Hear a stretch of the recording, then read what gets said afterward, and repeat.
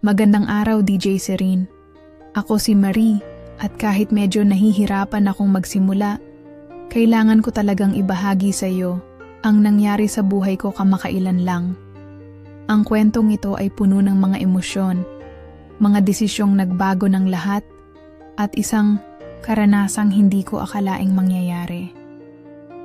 Siguro, hindi ko na kailangang sabihin pa, pero parang hindi ko kayang pigilin ang sarili ko. Nitong mga nakaraang linggo, dumaan si John, ang pinsan ko, sa apartment ko dahil may mga problema siya sa matutuluyan. Dahil magka-close kami, walang masama sa ginawa ko. Hindi ko akalain na maghahatid ito sa isang pangyayaring hindi ko kayang ipaliwanag. Si John, sa mga nakaraang taon, ay naging isa sa mga pinakamalapit kong tao. Madalas kaming magkasama. Nagkukwentuhan, nagbabahagi ng mga kwento mula pagkabata, mga sikretong kami lang ang nakakaalam, kaya't natural lang sa akin na tanggapin siyang magstay sa bahay ko. Simula nang dumating siya, walang nakakagambalang kakaiba. Para kaming magkaibigan na magkasama sa isang apartment, nagkwekwentuhan, nagtatawanan, at minsan, nagkukumpisan ng mga bagay na hindi namin sinasabi sa iba. Pero may isang gabing hindi ko malilimutan. Gabi iyon ng linggo, pagkatapos ng hapunan. Nagdesisyon kaming manood ng pelikula sa sofa. Magkatabi kami, parang walang ibang inisip, kundi ang mag-enjoy sa bawat minuto ng pelikula. Pero may isang bagay na nagsimula. Hindi ko noon pa nakikita, pero parang may isang bigat sa hangin. Hindi ko alam kung paano, pero habang tumatagal ang pelikula, mas naging malapit kami sa isa't isa. Ang mga mata namin ay nagkakasalubong at may kakaibang init sa mga tinginan namin. Hindi ko alam kung anong nangyari, pero ang bawat galaw ng katawan ko ay nagsasabi na may naiibang nararamdaman ako sa kanya. Hindi ko kayang magpigil, at nang hindi ko na napansin, ang mga braso namin ay nagdikit. Sa una, tahimik lang kaming pareho, pero may nangyaring hindi ko inaasahan. Nang sumunod na paggalaw ko, hindi ko na nalamang siya pala'y nakaharap na sa akin, at ang labi niya unti-unting dumampi sa aking pisngi. Ang init ng hininga niya, ang lambot ng mga labi niyang nakakapit sa balat ko. Hindi ko kayang magpigil pa, kaya't tumagilid ako papunta sa kanya. Ang bawat haplos ng kamay niya ay parang nag-aalab sa katawan ko. Sa hindi ko malamang dahilan, ang init ng katawan ko ay nagpatuloy habang siya'y nagiging mas malapit. Wala kaming imikan, at ang mga mata namin ay hindi na makatingin ng diretsyo. Alam ko, mali ang ginagawa namin. Pero sa gabing iyon, hindi ko kayang pigilan ang sarili ko. Hindi ko alam kung anong nararamdaman ko, pero sigurado akong hindi lang ito basta pagkakaibigan. Ang halik na yon hindi ko kayang ipaliwanag. Tapos na ang lahat. Pero sa bawat sandali, parang nararamdaman ko pa rin siya. Hindi ko kayang tanggapin na tapos na. Hindi ko alam kung anong mangyayari sa susunod na araw, pero ang gabing iyon, mag-iiwan ng hindi matitinag na alaala sa akin. Hindi ko kayang ipaliwanag at hindi ko alam kung paano ko haharapin ang mga susunod na hakbang. Ngayong gabing ito, DJ Serene, pinipilit ko pang tanggapin ang lahat ng nararamdaman ko. Hindi ko alam kung tama ba ang ginawa ko, pero hindi ko kayang itago. Nais ko sanang takpan ang nararamdaman ko, pero hindi ko na kayang gawin iyon. Alam ko, hindi ito isang simpleng kwento, at baka magdulot ito ng mas maraming komplikasyon sa buhay ko. Pero sana, maintindihan mo, minsan, naiisip ko kung paano nagsimula ang lahat. Kung paano ang mga simpleng araw ng kwentuhan at tawanan ay nauwi sa isang gabing hindi ko kayang kalimutan. Habang binabalikan ko ang mga sandali ng aming mga mata na nagtatagpo, ang mga pagdapo ng kamay, ramdam ko na ang bawat tinyas na galaw ay may isang lihim na koneksyon na hindi ko kayang ipaliwanag. Bago mangyari ang gabing iyon, madalas kami ni John na magkasama sa mga simpleng gawain.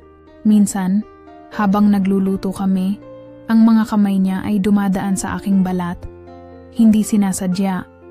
Parang isang kuryente na dumaloy mula sa kanyang mga daliri patungo sa akin. Wala kaming sinasabi, ngunit ang bawat galaw, ang bawat sulyap, ay may malalim na kahulugan. Hindi ko kayang itago ang init na nararamdaman ko sa bawat haplos ng kanyang kamay, bawat sulyap ng mga mata niyang puno ng lihim. Naglakad kami isang gabi sa harap ng salamin sa apartment ko. Ang usapan namin ay malalim. Pero ang mga mata namin ay hindi mapigilang magtagpo. At sa bawat sulyap, parang may isang nakatagong mensahe na kami lang ang nakakaintindi. Hindi ko kayang ilihim ang nararamdaman ko. Pag nagtagpo ang mga mata namin, may naramdaman akong kakaibang kuryente. Isang matinding enerhiya na hindi ko kayang pigilan. Hindi ko alam kung bakit. Pero para bang may isang magnet sa pagitan namin at ang katawan ko ay kusa ng lumapit sa kanya. Habang magkasama kami sa sofa, ang bawat sandali ay puno ng tensyon. Ang mga mata ko, pilit na umiwas. Ngunit nararamdaman ko ang titig niya sa gilid ng aking mga mata. Isang titig na hindi ko kayang tanggihan.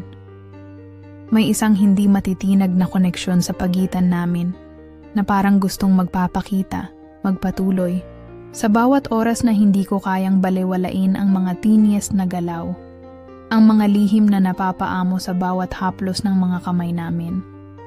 Naramdaman kong hindi ko na kayang pigilin pa. Ang mga kamay ko ay hindi na kayang ilayo sa kanya. Nang magtagpo, ang balat ng aming mga kamay, ramdam ko ang init na kumalat mula sa kanyang katawan papunta sa akin. Nagiging mas matindi. Parang may hinahanap akong sagot at nakita ko sa kanya ang parehong pagnanais. Wala kaming sinasabi, pero ang katawan namin ay nagsasalita para sa amin. Hindi ko na kayang magtago pa ng nararamdaman ko. Sa bawat galaw ng aming mga katawan, nararamdaman ko ang pagkakaugnay namin sa isang antas na hindi ko kayang ipaliwanag. At nang maglapit kami ng maglapit, naramdaman ko ang hangganan ng aming mga katawan, ang init na dumadaloy mula sa bawat piraso ng balat na nagsasalubong. Wala nang alinlangan, walang takot. Ang bawat galaw ko ay natural, at ang bawat paghinga ay nagiging mas malalim. Puno ng kabuntot na pagnanasa. Hindi ko na kayang pigilan ang nararamdaman ko. Habang ang mga mata ni John ay patuloy na nagmamasid sa akin, hindi ko kayang balewalain ang bawat sensasyon na nagmumula sa bawat maliit na galaw. Walang mga salita, pero ang aming mga katawan ay nagsasalita ng mga pangarap na hindi pa namin kayang ipahayag. At nang magtagpo ang mga labi namin, hindi ko na kayang itago pa ang lahat ng nararamdaman ko. Ang bawat sulyap, bawat pagdapo ng katawan, ay tila nagsasabing ito na ang tamang sandali. At sa mga gabing iyon, walang pag-aalinlangan. Nagpatuloy kami sa isang daan na hindi na namin kayang balikan. Habang tumatagal, parang hindi ko na kayang baliwalain ang mga nararamdaman ko. Parang may hindi nasusulat na kasunduan sa pagitan namin. Isang bagay na hindi namin kailanman itinangi. Pero ramdam namin pareho. Yung mga simpleng galak na dulot ng bawat sulyap, bawat hawak ng kamay, ay may hindi maipaliwanag na kuryente na tumatakbo sa aming katawan. Ang mga mata ni John, bawat sulyap niya, ay may dalang lihim na hindi ko kayang iwasan. Parang kami lang ang may alam kung gaano kalakas ang koneksyon namin. Kahit hindi pa namin ito masyadong pinapalakas. Nandyan pa rin ang mga gabing magkasama kami sa apartment, mga gabing tahimik, pero ang bawat sandali ay puno ng di mabilang na mga tanong. Hindi ko alam kung anong direksyon kami papunta, pero ang nararamdaman ko sa katawan ko ay hindi kayang itago pa. Parang may isang namumuo sa pagitan namin. Isang bagay na unti-unting lumalalim, at mas tumitindi. Minsan, magkasama lang kami sa sala at kahit walang salita, ang bawat galaw namin ay may bigat, may kahulugan. Si John, tahimik lang, parang hindi pa handang magbukas. Pero sa mga sulyap ng kanyang mga mata, parang ako ang tinatawag. Hindi ko alam kung paano ko haharapin ito, pero hindi ko kayang pigilan ang sarili ko. Hindi ko na alam kung saan magsisimula o kung anong tatahakin namin. Pero sigurado akong may mga bagay na hindi na namin kayang ipagkait sa isa't isa. Ang mga yakap na hindi na namin kayang gawing magaan. At ang mga halik na pilit naming iniiwasan ay naging natural na lang. Alam ko, kahit gaano namin subukang itago, may isang bagay na unti-unting lumalabas.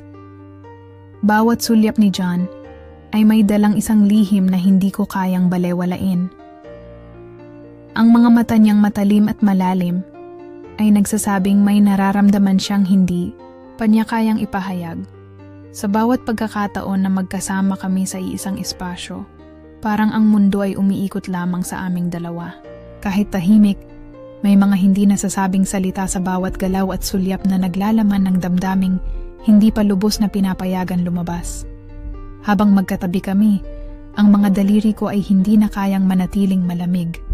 Sinasadyang magdikit ang mga kamay namin. Hindi ko alam kung paano nagsimula, pero alam kong may iba na. Ang bawat pagdapo ng balat sa balat ay parang alon na tumatama sa aking dibdib. Ang tibok ng aking puso ay hindi mapigilan. Lahat ng tingin at galaw namin ay puno ng mga tanong, ng mga nais na hindi namin kayang ipahayag sa salita. Nang magtagpo ang mga mata namin, hindi ko na kayang ilihim pa. Ang bawat segundo na magkasama kami, kahit walang binibigkas na salita, ay puno ng ibig sabihin. Alam kong pareho kami ng nararamdaman, pero may takot pa ring nagtatago sa bawat isa sa amin. Hindi ko alam kung paano ko siya dapat lapitan, kung paano ko dapat ipaliwanag ang nararamdaman ko. Pero sa mga sulyap, alam ko na kami lang dalawa ang nakakaintindi. Ang mga gabing magkasama kami, hindi namin kailanman tinanong kung ano ang mangyayari. Ang mga gabi puno ng katahimikan, pero ang bawat paghinga at galak ay nagsasabing may mas malalim pang nararamdaman. Hindi ko na kayang pigilin ang sarili ko. Kapag ang mga kamay ni John ay dumampi sa aking balat, may init na sumasabog sa bawat paghaplos na parang naririnig ko ang bawat tibok ng aming mga puso. Hindi ko kayang ipaliwanag ang nararamdaman ko. Para bang lumulubog ako sa isang dagat ng emosyon. Hindi alam kung saan magtatapos. Pero alam kong hindi ko kayang lumayo. Hindi na ito pareho sa dati. Ang mga halakhak at mga sulyap ay nagsisilbing mga senyales na may naiibang uri ng koneksyon na nagsisimula sa amin. Isang bagay na hindi na kayang pigilan pa. Bawat galak na dulot ng kanyang mga galaw, ng mga sulyap na puno ng unspoken promises, ay nagsisilbing gabay. Hindi ko alam kung anong mangyayari, pero sigurado akong hindi na namin kayang bawiin ang mga nararamdaman namin. Minsan, hindi mo na alam kung saan mag-uumpisa ang mga nararamdaman mo. Yung mga simpleng bagay na dati wala lang, nagiging labis na. Habang tumatagal ang mga gabing magkasama kami ni John, may mga pagkakataon na naiisip ko na parang tumitindi na ang lahat. Ang mga simpleng galak, ang mga tinginan na puno ng lihim, at ang mga sulyap na hindi mo kayang iwasan. Tila ba may isang alon na gumuguhit sa aming dalawa, at hindi ko na kayang pigilan pa ang agos na iyon. Bawat oras na magkasama kami, ramdam ko ang kabog ng aking puso. Kahit na minsan hindi kami nag-uusap ng matagal, may mga sulyap lang at mga galak na hindi kayang ipaliwanag. Hindi ko kayang tanggapin na may nararamdaman akong ganoon, pero hindi ko na kayang itanggi pa. Tinutukso na ako ng katawan ko, at ang mga mata ni John ay nagsisilbing gabay sa daan na hindi ko alam kung saan patungo. Minsan, isang simpleng hawak lang ng kamay, at nararamdaman ko na parang buong mundo ko ay huminto. Wala akong masabi, pero nararamdaman ko na ang init ng kanyang katawan. Hindi ko kayang itago ang mga sulyap ko sa kanya. At sa mga sandaling iyon, parang kami lang dalawa sa mundo. Sa bawat galak, may kaakibat na kaba. Parang hindi ko kayang magtago ng mga saloobin ko. Pero sa bawat sulyap niya, alam kong may nararamdaman din siya. Ang mga silip ng kanyang mata, ang paghaplos ng kanyang kamay, ay nagiging mga tanda ng hindi nasasabing pagnanasa. Ang init na dulot ng mga simpleng pagdampi, kahit na hindi kami magkatabi, ay tila ba may kuryente na dumadaloy sa aming katawan. Noong gabing iyon, hindi ko na kayang pigilan ang sarili ko. Magkasama kami sa sala, at habang magkasalungsoy ang aming katawan, ang bawat galak ay napapalitan ng isang init na hindi ko kayang kontrolin. Ang katawan ko ay hindi na kayang itago ang lahat ng nararamdaman ko. Hindi ko alam kung paano magsisimula, pero ang mga salitang hindi ko kayang ipahayag ay nagiging hayag sa bawat galaw ng aming katawan.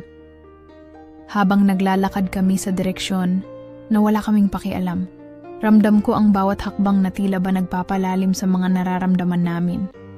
Ang bawat yakap, kahit na hindi ito isang halik, ay puno ng init.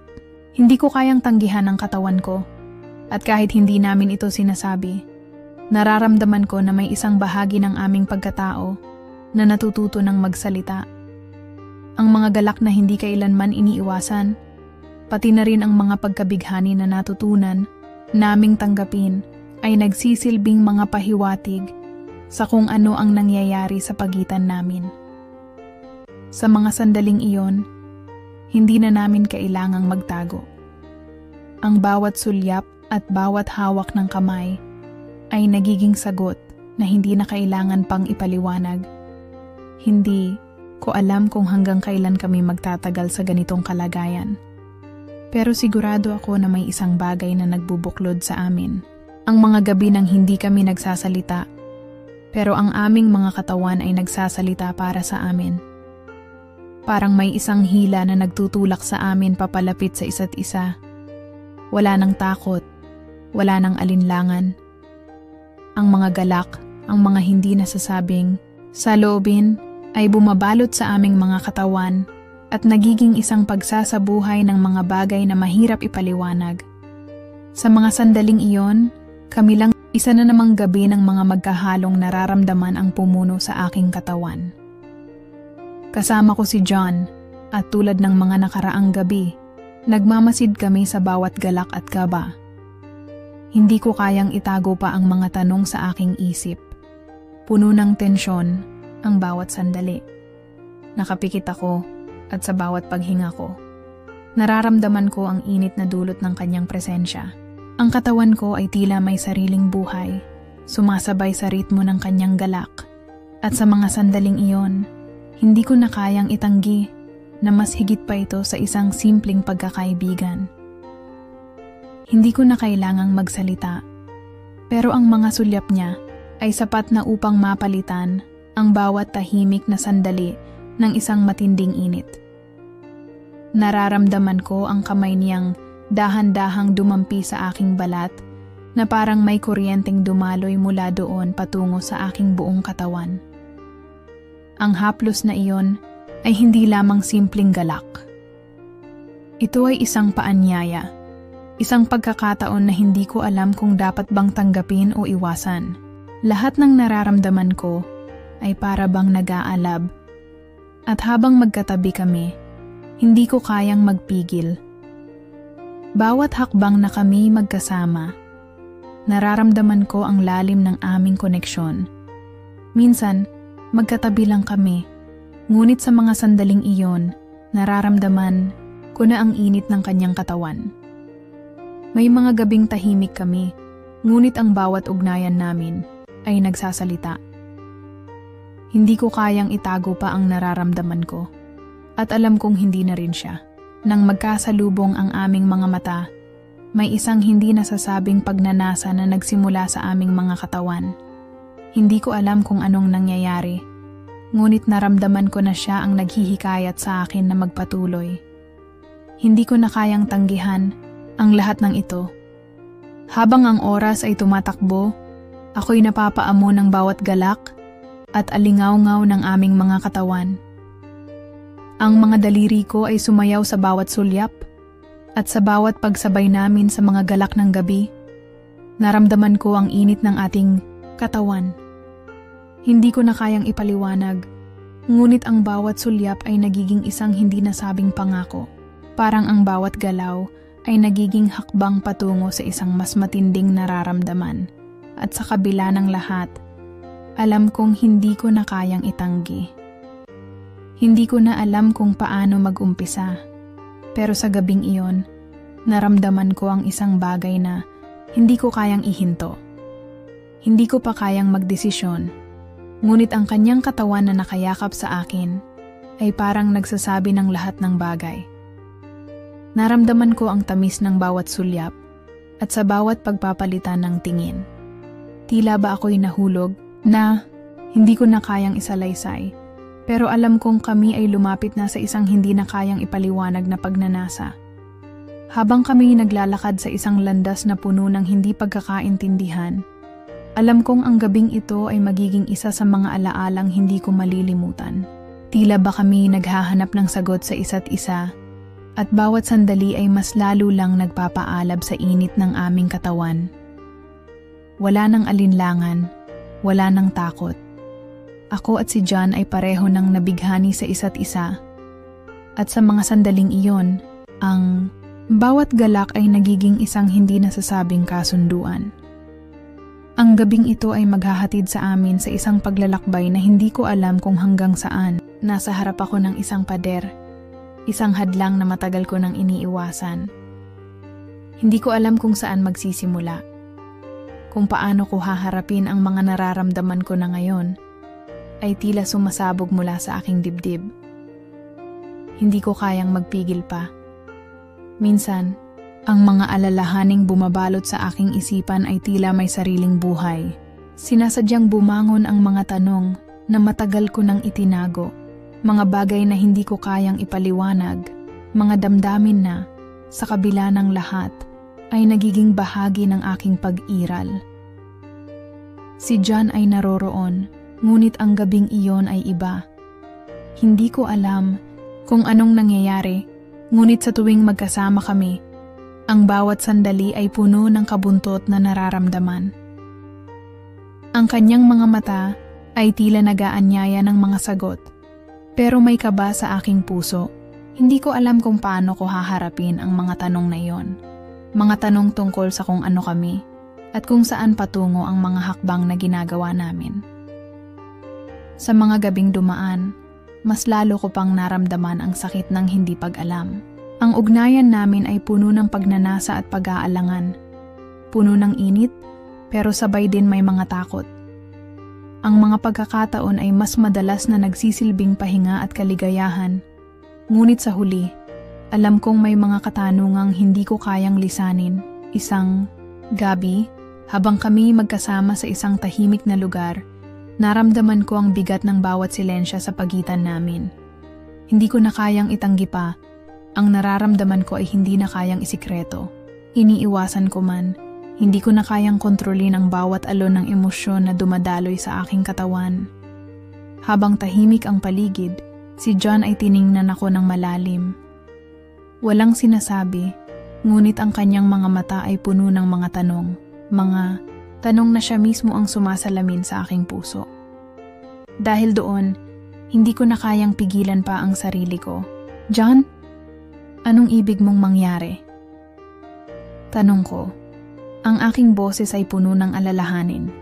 Hindi ko kayang hayaan na maging tahimik lang kami. Ang mga mata niyang naglalaman ng kalituhan at mga hindi nasabi ay nagbigay daan sa isang katanungan na hindi ko kayang takasan. Ang tanong ay, ano ba tayo? Sagot niya. May kalambutan ang kanyang boses. Ngunit ang kasabay na tensyon ay hindi nakaligtas sa aking pandinig. Hindi ko kayang sagutin agad. Ang mga salita ay tila nakatago sa aking bibig. Lahat ng nararamdaman ko ay nakatago sa mga mata ko at hindi ko alam kung anong mangyayari. Gusto ko sanang magsalita ng mga salitang magbibigay linaw, ngunit ang takot na bumangon sa loob ko ay napakabigat. Sa bawat titig namin, ang tanong ay tila nagiging mas matindi. Pero sa kabila ng lahat, isang bagay lang ang alam ko. Hindi ko kayang itanggi ang init ng nararamdaman ko para sa kanya. Sa kabila ng mga hindi pagkakasunduan at mga takot, alam ko na ang gabing iyon ay magiging isa sa mga pagkakataong magdadala ng katotohanan sa aming dalawa. Kung may isang bagay na tiyak, ito ay ang katotohanan na hindi ko kayang itago pa ang nararamdaman ko. At sa gabing ito, ang mga katanungan ay unti-unti. Isang linggo na ang lumipas mula nang magtanong si John. Bawat araw ay naging isang pagsubok ng aking damdamin at mga iniisip. Habang iniwasan kong tanggapin ang mga tanong na dumaan sa aking isipan, alam kong hindi ko na kayang magpatuloy ng ganito. Ang mga hindi nasabing salita at ang matinding tensyon ay hindi na kayang itago. Noong gabing iyon, naglakad kami sa tabing dagat. Ang hangin na humahaplos sa aming mga katawan ay parang paalala ng bawat hakbang na tinatahak namin. Tanging, ang mga alon ng dagat at ang amoy ng hangin ang naririnig, ngunit ang katahimikan ay nagdala ng matinding karga. Hindi ko alam kung ano ang nais ko. Kung nais ko bang patagilid na maglakbay o kaya'y magtapat at magpatuloy sa hindi matukoy na landas na ito. Si John ay tahimik lang, ngunit alam ko na ang mga mata niyang nakatingin sa akin ay puno ng intindi. Walang sinasabi, ngunit sa bawat hakbang na ginagawa niya, ang mga galak at takot ay nagsanib. Bakit hindi mo pa rin sinasabi kung anong nararamdaman mo? Tanong ko. Ang aking boses ay may kalambutan na sumasalamin sa aking kalituhan. Tumingin siya sa akin at nginitian, ngunit may pagkaseryosong sagot. Baka ikaw ang hindi pa handa, anya. Pero sigurado akong matagal nang alam mo kung anong nararamdaman mo. Dumaan ang ilang sandali ng katahimikan bago ko siya sinagot. Oo, alam ko. Pero hindi ko kayang ilabas kung ano ang nararamdaman ko.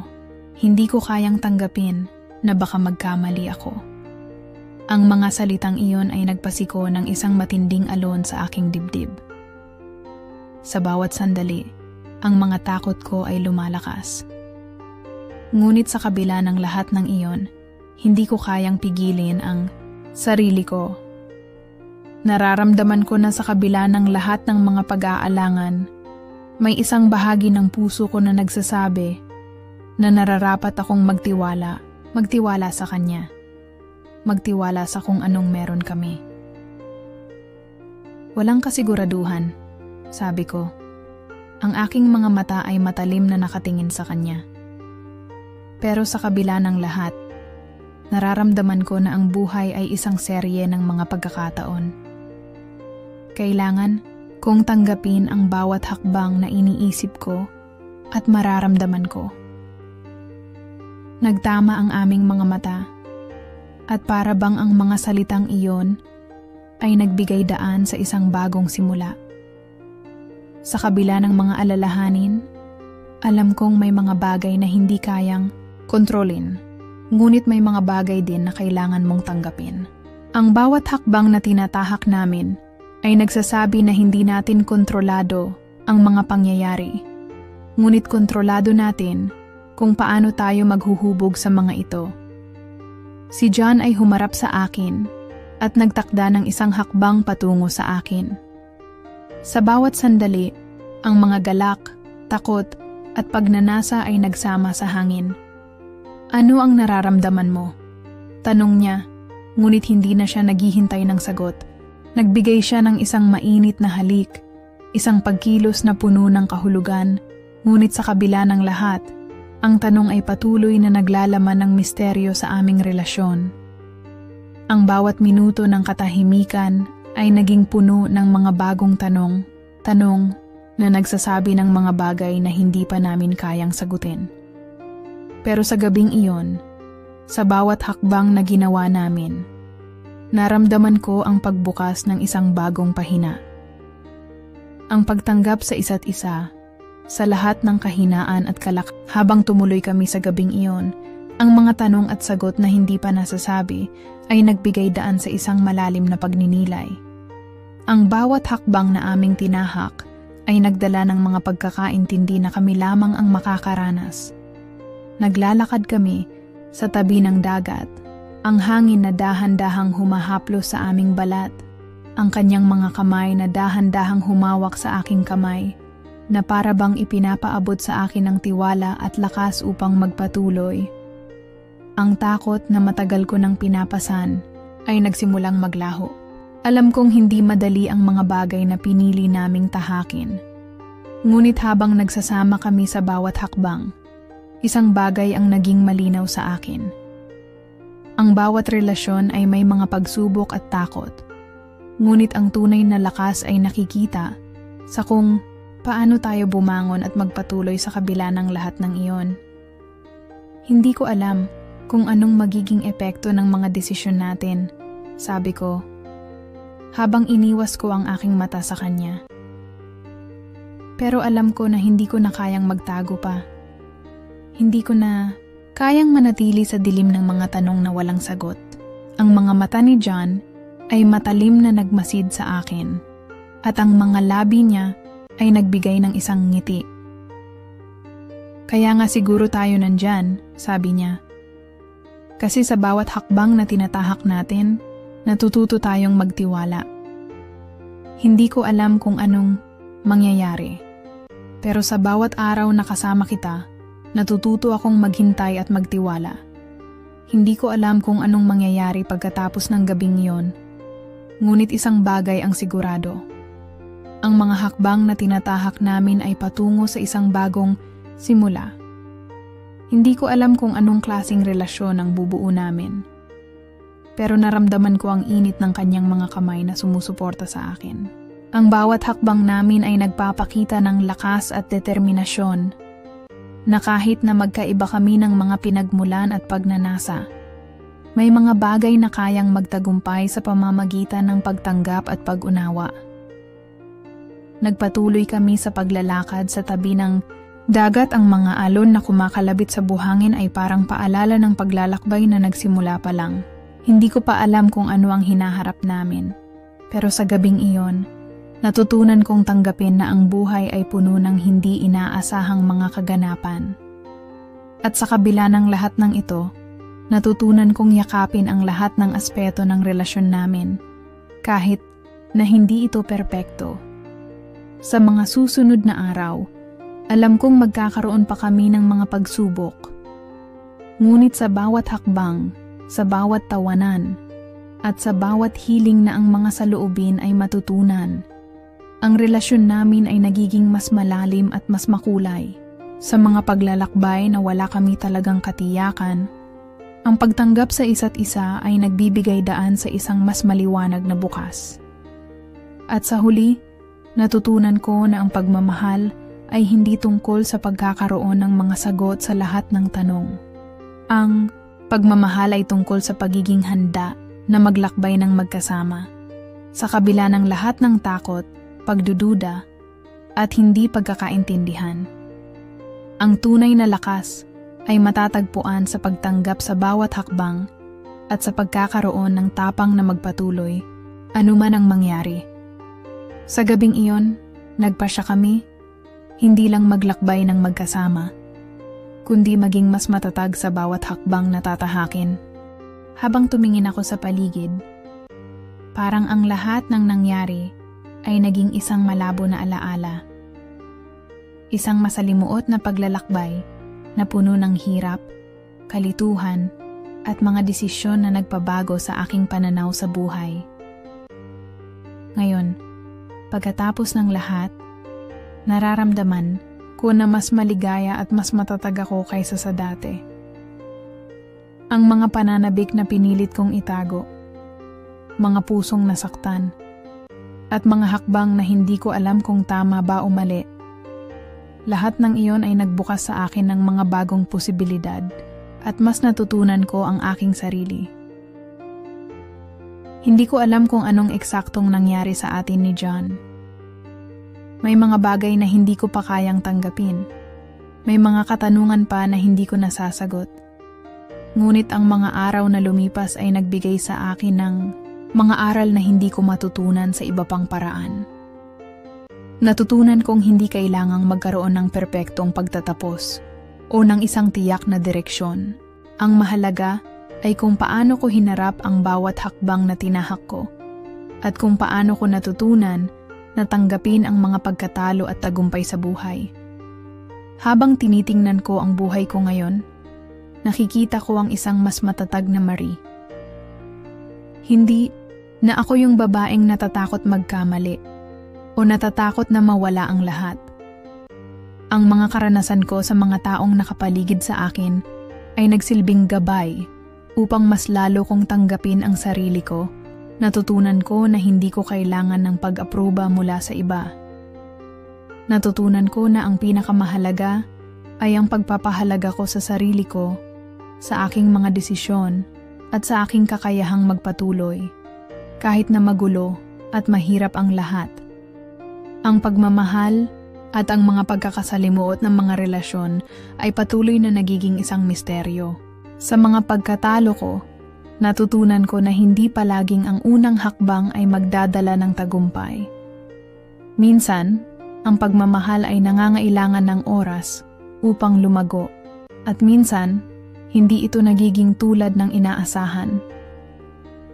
Ngunit ang pinakamahalaga, natutunan ko na ang pagnanasa, ang mga desisyon, at ang mga epekto nito ay bahagi ng pag-unlad ng isang tao. Tinitingnan ko ang hinaharap at wala akong masyadong katiyakan kung ano ang darating. Ngunit isang bagay ang sigurado, hindi ko na kailangang takot na maglakbay mag-isa. May mga pagkakataon na ang paglalakbay ay mag-isa mo lang.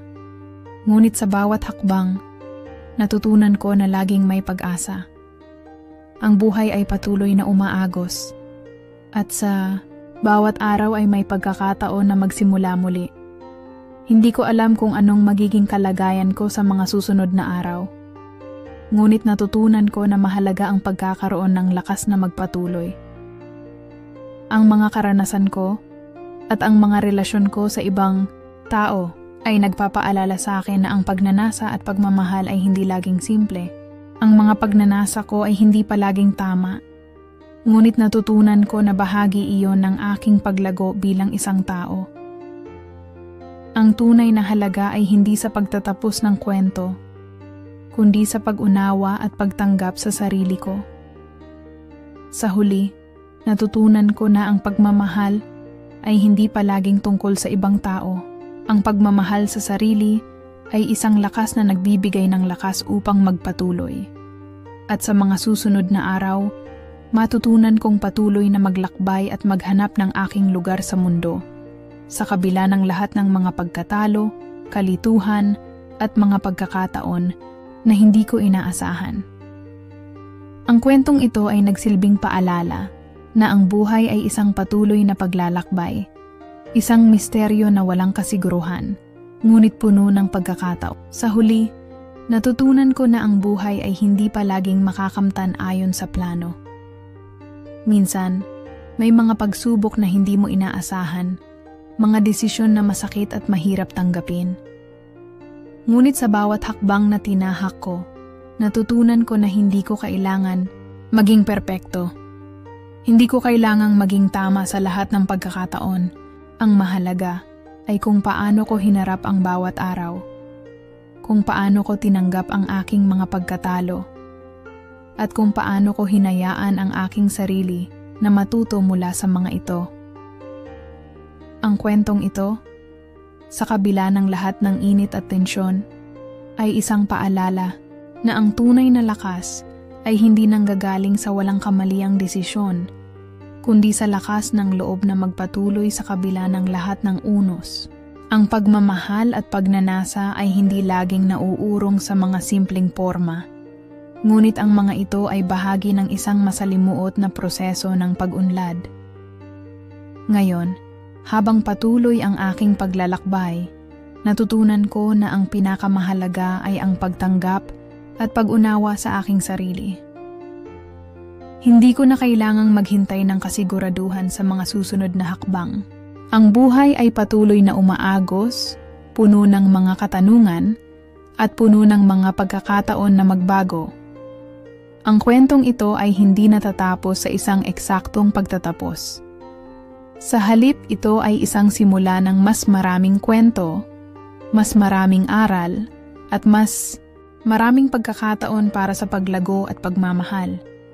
Ang hinaharap ay nananatiling misteryo, ngunit natutunan kong yakapin ito, hindi ng takot, kundi ng lakas at pag-asa. Mga kasirine, salamat sa pagsama sa akin sa kwentong ito. Lahat tayo may mga sariling laban, mga aral, at mga kwento na naghihintay ng tamang oras para maibahagi. Sana, may napulot kayong lakas o pagninilay mula sa mga nangyaring ito.